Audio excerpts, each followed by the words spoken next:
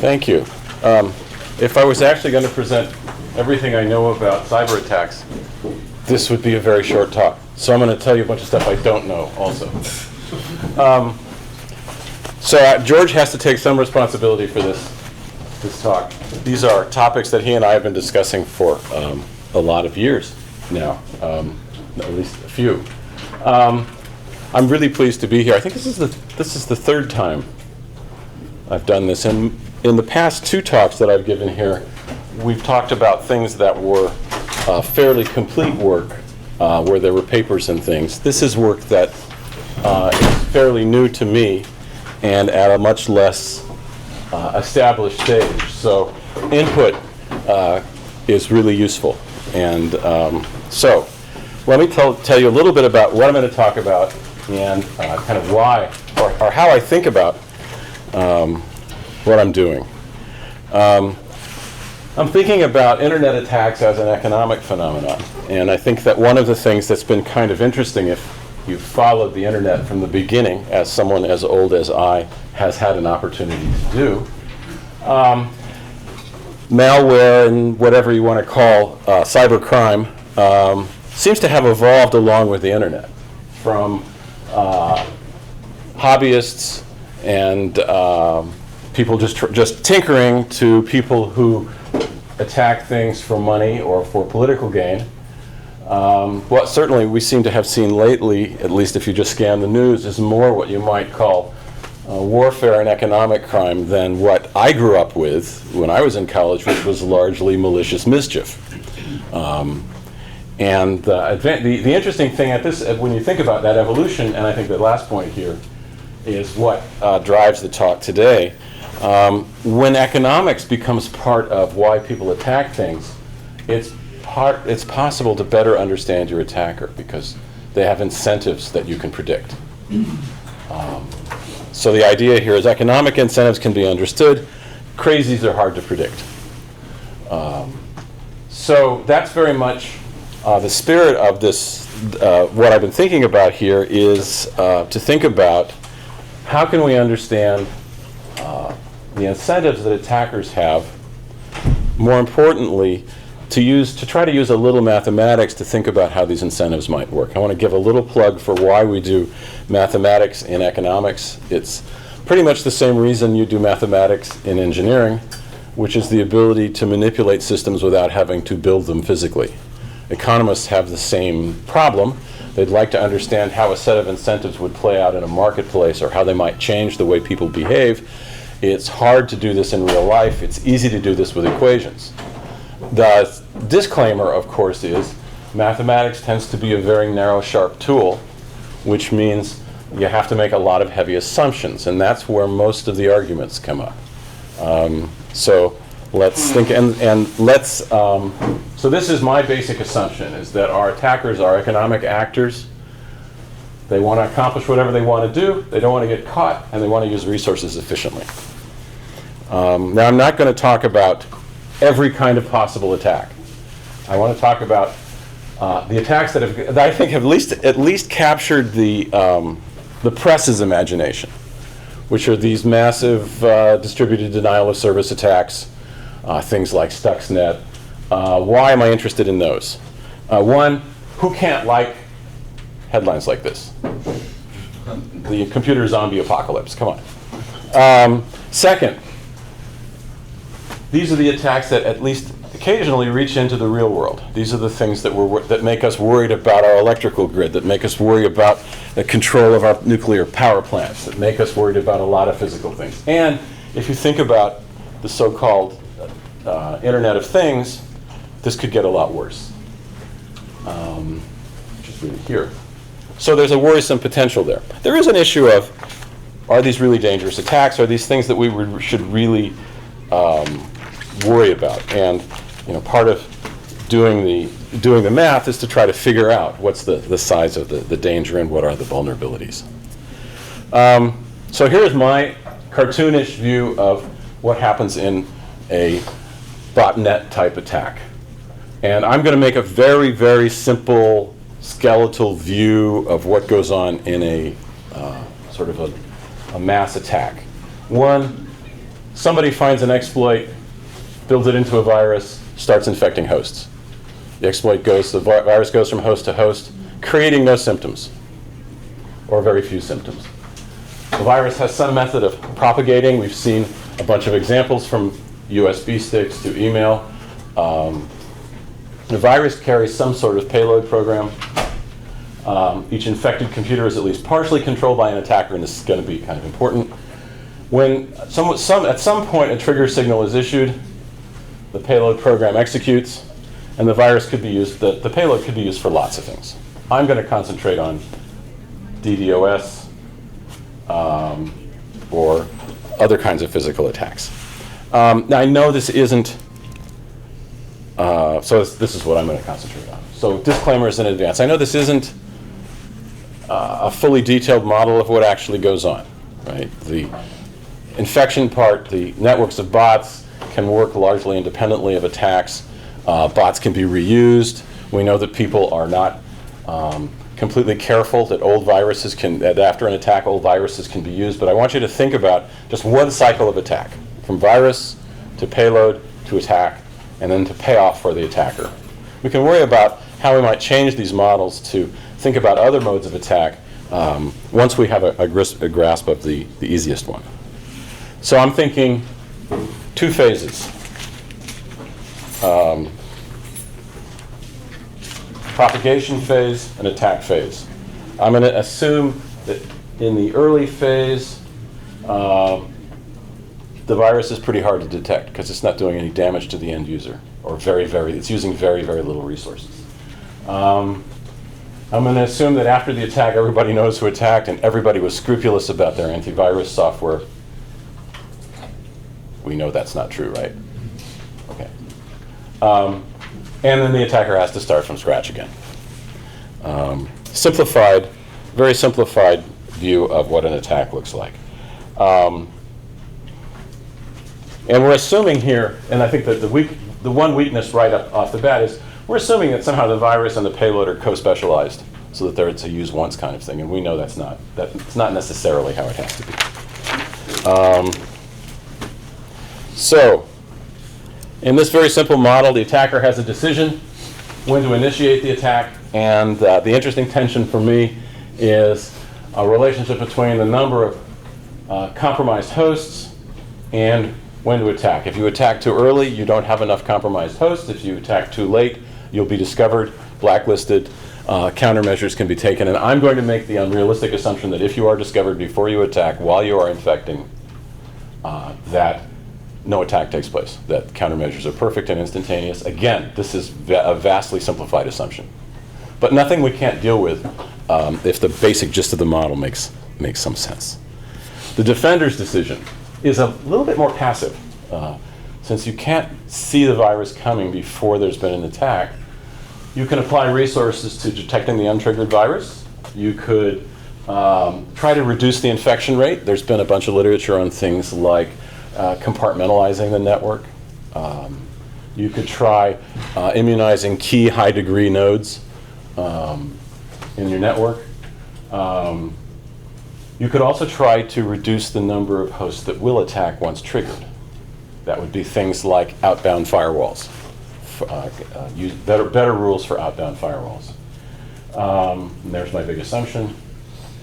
And the key here is, what I think makes this potentially interesting is what the defender does changes what the attacker does. It's not enough, and if you look at kind of the literature on malware right now, the theoretical literature, it's a much more static kind of literature. It's the virus propagates in a certain way. We look at features of the network to see how that changes how the virus propagates. There's no kind of real-time interaction between what defenders do and what the good guys do and what the bad guys do. Here, you could perhaps trigger a premature attack if it's discovered, if he knows you know what he's doing. I'm going to abstract away from the information questions also.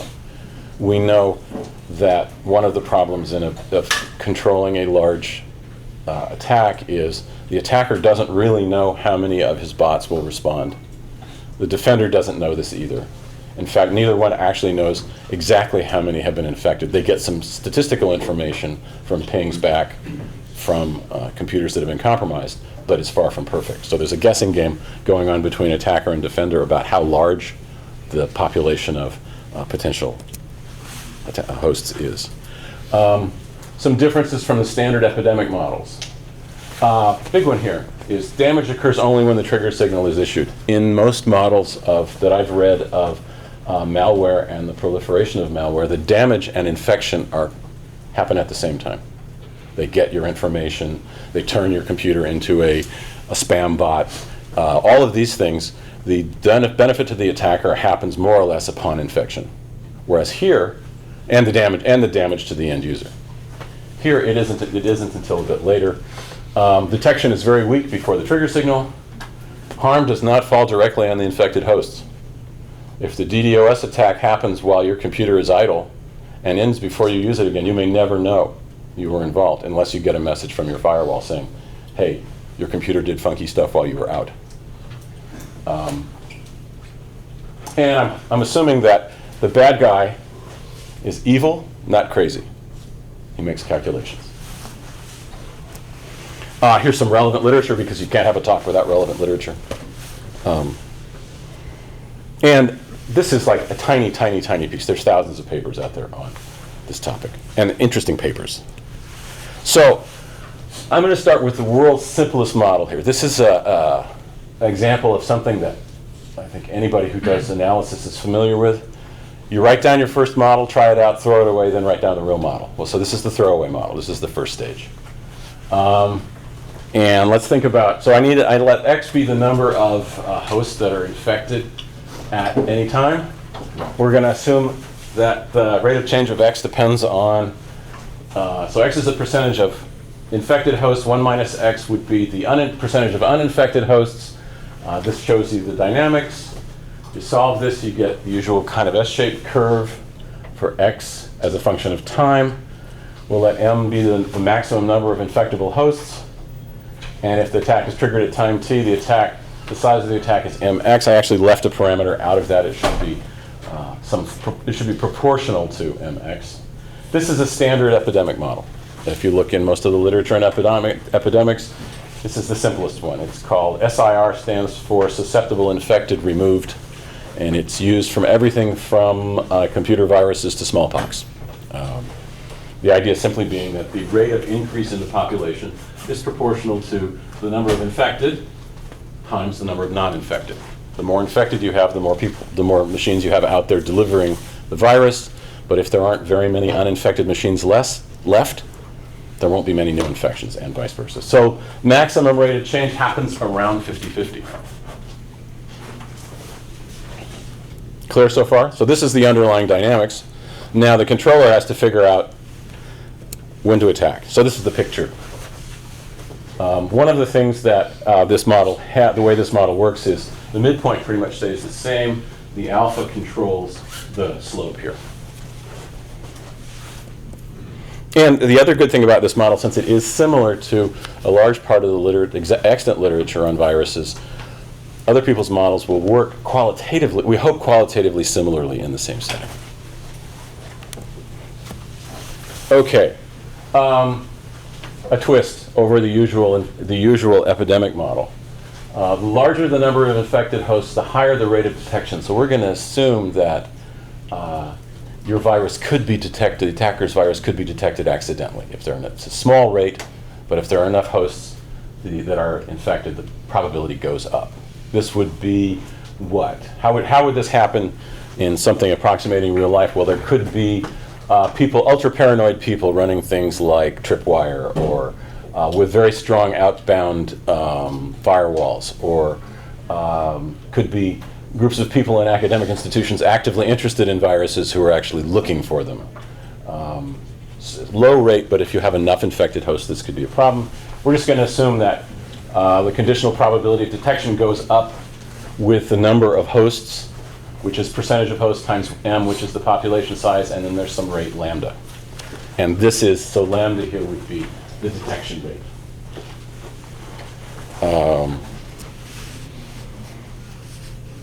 The attacker only wins if he launches the attack. So the way this is going to work is the attacker, if he launches the attack at time t, he gets a percentage xt, which gives you a total number of bots mxt.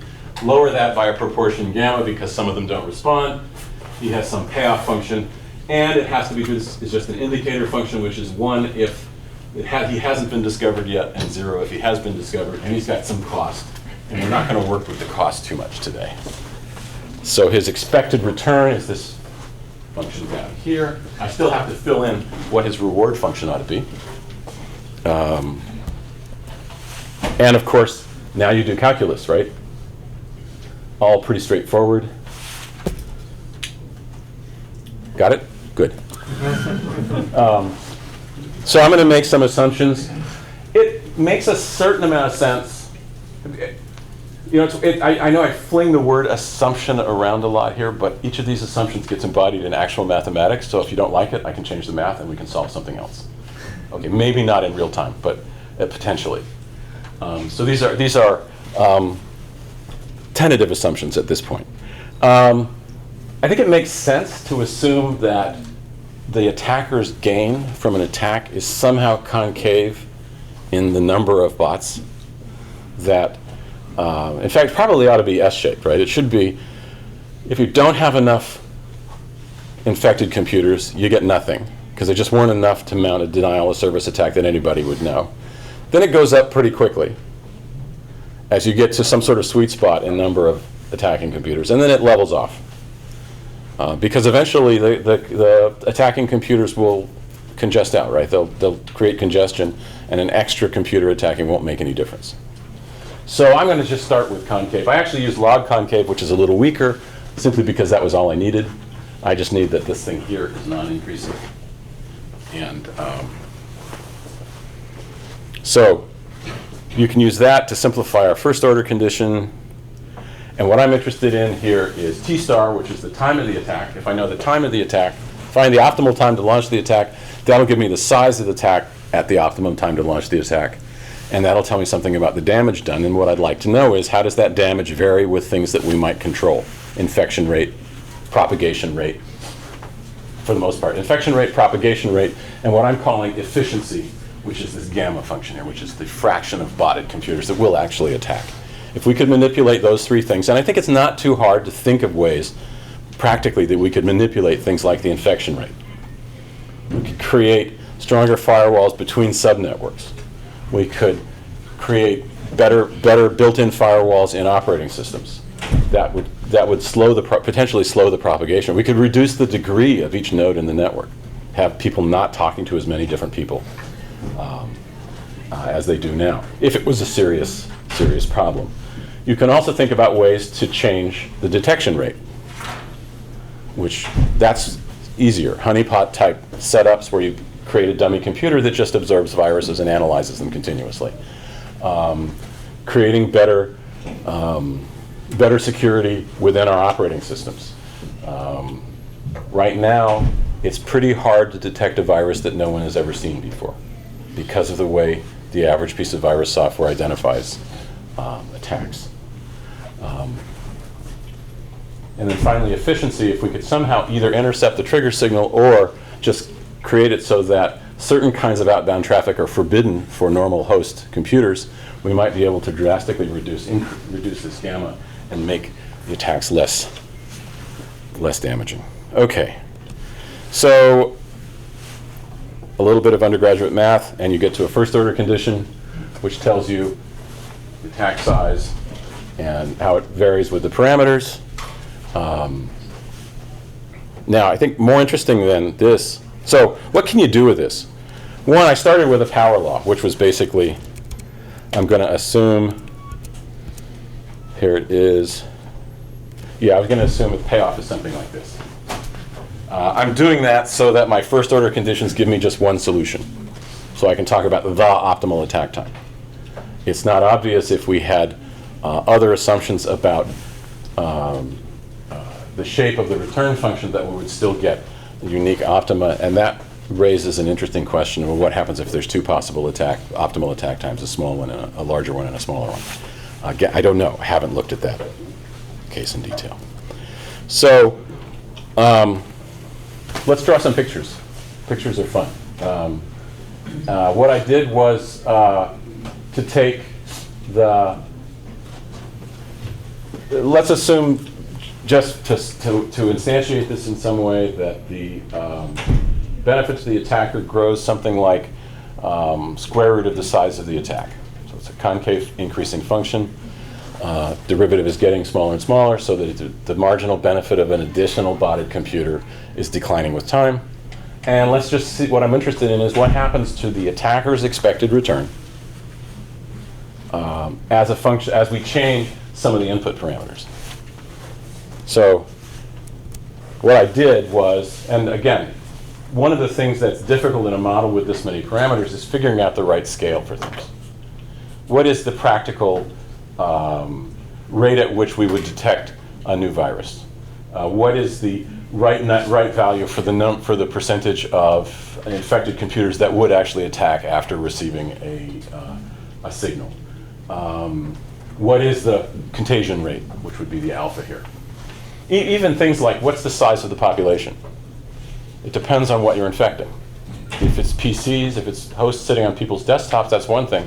If it's domain name servers, that would be a different network with a different size population. If it were print servers, it would be a different size population. So it's not, this number, my point here is this number is not always astronomical. It's not always of the order of the size of the internet. It could be considerably smaller depending on what the infection target was. And the implicit assumption being that there are high value targets that might be there might not be too many of them that would still be worth attacking. Like cloud servers, have got to be high value targets, things like that. Okay, so what I'm thinking here, so these numbers were meant just to draw some pictures. So this is basically the one that you would think about doing first, and I thought this was a clever thing to do with my picture, and I rapidly decided it wasn't so clever in terms of making it clear what's going on, so I only did it once. You can decide whether you thought it was clever. This is the detection rate. So I started with a baseline detection rate and went from half that detection rate to twice that detection rate. And each one of these curves is the expected return to the attacker as a function of time. That is how long they wait before the attack. And the height is the expected return. And 1, 2, 3, 4. Baseline is here. I went down to half and up to double. I'm sorry. This is double the detection rate. This is half the detection rate. And so the vertical line is the optimal time to attack for that particular detection rate. And the horizontal line tells you the maximum expected return. So you can see the attacks, as the detection rate rises, the attacks become sooner and the attacker makes less money. Now implicit in this is there's got to be a level of attack expected return at which the attacker will look at this and say, do exactly the same calculus. Of course, all attackers know calculus, and say, that's not worth doing. And that would clearly be what we would be after as the good guys, is to figure out a combination of parameters that would drive the top of this curve down to some number where we would be confident that people would decide, okay, we got to think of some other way to attack people. Failing that, you could at least begin to see that, there's a trade-off. The worse we make it for them, the smaller the attacks are going to be, and perhaps more frequent, although it's not becoming a lot more frequent. The worry that we might get lots and lots and lots of just subcritical attacks is there, but here it doesn't seem, and that's just for this set of parameters, although it should be pretty indicative of at least what other more sophisticated models would tell you. So what happens if we limit the contagion factor?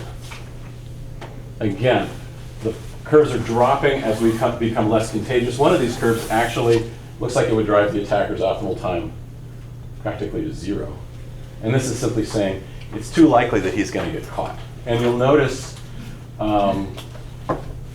again, so this would be higher contagion, lower contagion. And you have to be careful because the scale keeps shifting.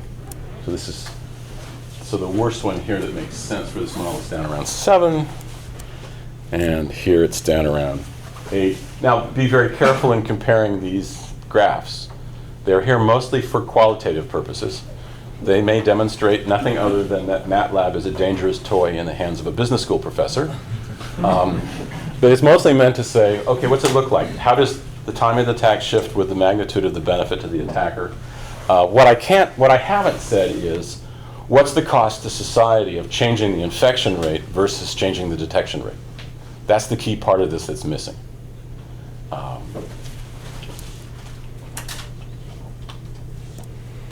And population size. As the population gets smaller, attacks get smaller, and they seem to get less frequent. That's kind of interesting. So if you could somehow cordon off computers, that might. And then just changing the midpoint doesn't seem to do as much as I thought it would do. It is declining as the midpoint gets higher, but. And so that's a very plain vanilla. This I thought was interesting. I checked it a couple times, so I'm pretty sure it's right. It's pretty, but it says that as the effectiveness decreases, the size of the attack or the expected value to the attacker, be careful, the expected value to the attacker decreases, but it doesn't seem to change his timing in a way that's easy to see in this picture. So the attacker behaves more or less the same, he just makes less. And of course, if you have a piece of software that will do three-dimensional plotting, you must use that software to do three-dimensional plotting. And so, there you go. I thought, what about looking at, I changed it, this is actual attack size versus contagiousness and detection rate, the two things that we could probably manipulate most easily with current antivirus technology. And you can see that attack size, as the detection rate increases, the attack size gets smaller. As the contagiousness decreases, the attack size also gets smaller. Notice we're not saying no attacks, we're just saying they're getting smaller and perhaps more or less frequent depending on what we do. And this was attack time, how long between the introduction of the virus and the attack do we see this. So, now, one of the things that I thought was a little bit unrealistic about this setup, and this is mostly to say this simple setup is a little more flexible than I probably gave it credit for being at first, is the idea that the path to the attacker for the attack is kind of continuous in the size of the attack. That's not such a great assumption. I think if you think about someone mounting like a denial of service attack, it's more of a threshold kind of thing, where if the attack size is below a certain threshold, you might as well not do it. No one's going to notice. If it's above a certain threshold, you've made your point. And so how could we handle this kind of threshold effect? And that's simply nothing other than taking this R function and turning it into a step function. And I got to thinking about that, and of course, that's not going to be even differentiable, or continuous, so we're kind of out of luck. But then I thought, well, what if the attacker doesn't really know what the threshold is for a successful attack? What if the attacker has to guess that threshold? Which makes sense, right? You're going to attack Sony for some reason, because you don't like the pictures they make. Sensitive topic? No? All the rage in LA. And you've been commissioned to do this. How big an attack do you need to launch? I don't know. I can't imagine that someone who's never attacked Sony before knows. So it makes sense to say, well, at least at late at night while I was thinking about this talk, it made sense to say, well, what if the attacker has some probability distribution on how large the attack has to be? Certainly you don't, at a minimum, as a defender, you don't know what attack size the attacker has in mind before they'll call off the attack or do the attack. So we could make this probabilistic. What's interesting then is it does fit back into this framework. And you get the same first order conditions, and for a distribution, so for easy distributions like uniform, you can get the first order conditions to give you the attack. And I did this. Here I assumed that there was also a maximum, that the distribution, it wasn't, that here I assumed that the distribution of required attack sizes was somewhere between 0 to 500 when the population size was 1,000. And the interesting thing is the pictures look pretty much the same, except they've got kind of a notch, they've got kind of a corner at the top where you hit the attack size, the maximum attack size. But the dynamics it gives you is more or less the same, except for this cool one that sort of looks like a shark fin. But it's saying basically the same thing we said before, which I think is a good thing as a general modeling principle, that changing some feature of my model gives me the same qualitative behavior is somewhat confidence inspiring. So where do we want to go from here? One is a better model of propagation. We use the absolute simplest model of propagation. And the reason for that is I needed to be able to solve for the attacker's best move to understand the effect of the defender's actions. Which means I needed not only to be able to characterize the propagation process, I needed to figure out the optimal time for them to attack. There are more realistic mean field type models, which is a generalization of what is here. The other thing that's interesting is to see how this would work with probabilistic percolation models. We haven't said anything about randomness in the way in which computers are infected. A sequential model with random propagation would make a lot more sense, in that imagine we broke time up into intervals like weeks, and we looked at the number of infected hosts each week, modeled it as a random process, and then allowed the attacker to make their decision sequentially based on and because this is probably closer to what happens in real life, attackers will make their decisions based on the pings they get back from the hosts that they've infected. So it is more of a sequential process. And sequences of attacks using infected hosts. The idea that infected hosts can be reused is pretty clear. We know that later attacks will be less effective because the virus is known, payload is known, but you could think of a sequence of attacks of declining effectiveness and to ask, well, how would you manage that? So the issue, either the good part or the bad part about this kind of economic game theoretic approach is you wind up having to get inside the bad guy's head. You hope they're economically motivated, because then your model works. So here's an example of the way we might go. We could model the propagation process as a supercritical branching process, which is just a branching process where there's the expected number of offspring in each generation is greater than 1. So we've got a certain number of, this is basically the dynamics from one generation to the next. Each infected host randomly infects a certain number of other hosts and may die before infecting anybody. There's a bunch of literature on this. This is the easiest simple probability model for, and I'm going to skip back here. I know I should have put hyperlinks in this talk, but I didn't.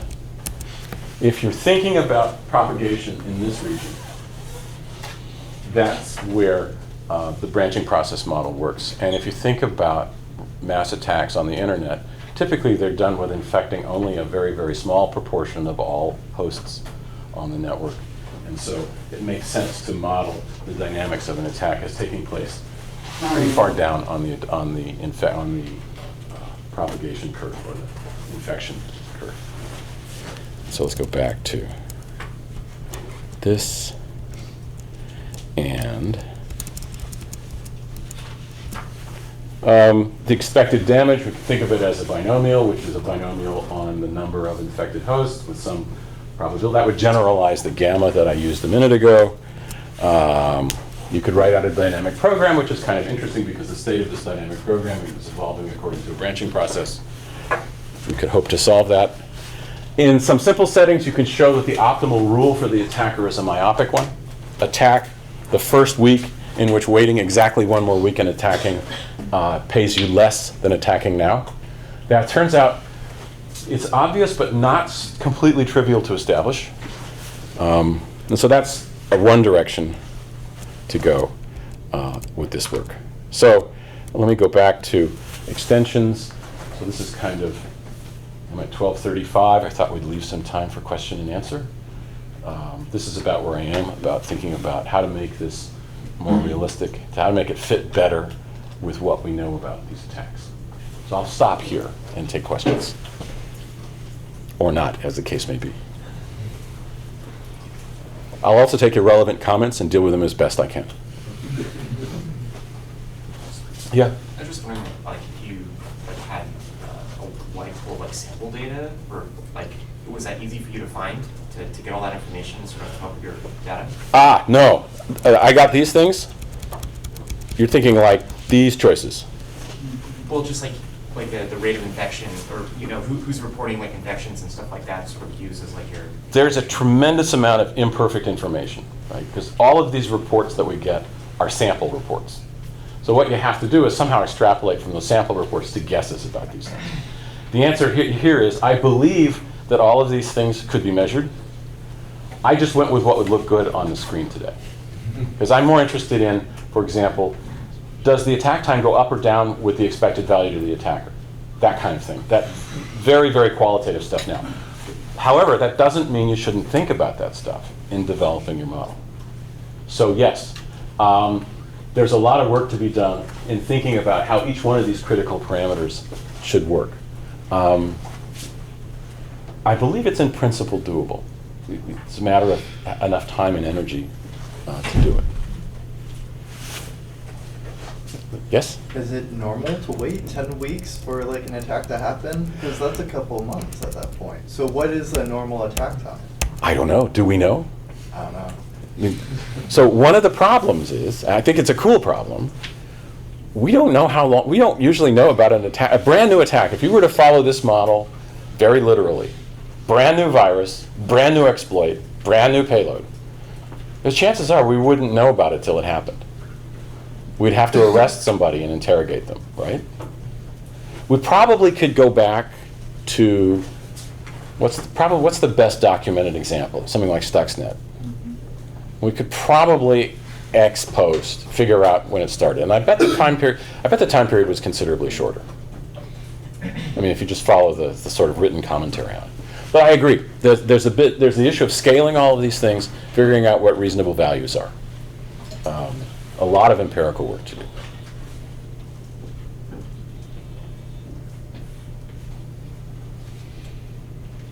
Yes? So was the goal of this to make like a general model and then to modify it as close as reality as possible? The goal of this is to say a couple of things. One, to figure out what the underlying relationships are. Two, based on those relationships, to figure out more, where should we be putting our money? Are we better off trying to reduce the rate of infection and forgetting about detection because it's just too hard to do? Are we better off spending on detection tools because we can't control the infection rate as much? And in fact, if you look at the existing literature on theoretical models of infections, they do talk a lot about these things. For example, in networks where there are varying degrees of connection, should you be concentrating only on the high degree hosts? Or should you be breaking the network into pieces with firewalls in between them?